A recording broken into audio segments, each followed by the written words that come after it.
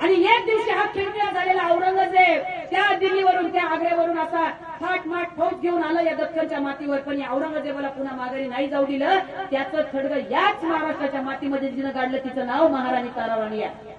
कधीतरी आपण महाराणी ताराराणींसारखं व्हायला पाहिजे. तो औरंगजेब नववधीमध्ये जाऊन टेकला.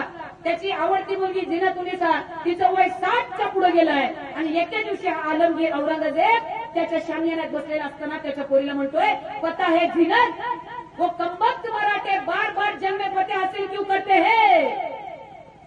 जिनत म्हणते, नहीं अबू जान बताओ क्या बात है मराठों में, ऐसी क्या खास बात है कि बार बार जंग में फतेह हासिल कर पाते हैं वो कमबख्त?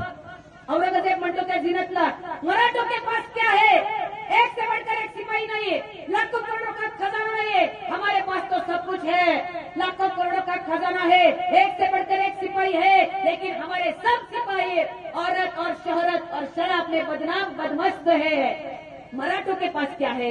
वो मराठे, वो कमबख्त मराठे कभी रुकते नहीं है, वो कमबख्त मराठे कभी थकते नहीं है, वो कमबख्त मराठे कभी रोते नहीं है, और सबसे बड़ी बात यह है जिनत कि वो कमबख्त मराठे कभी बिकते भी नहीं है. वो है मराठे जिनत, मराठे कधी विकल्या गेले नाही, ही मराठ्यांची ताकद होती. आणि आमची परिस्थिती रात्रीतून वेगळी होते. सकाळी उठलो, विठ्ठला कोणता झेंडा घेऊ हाती, निष्ठा. त्या महाराणी ताराराणीनं त्या औरंगजेबाला पाणी पाजलं या दख्खनच्या मातीचं.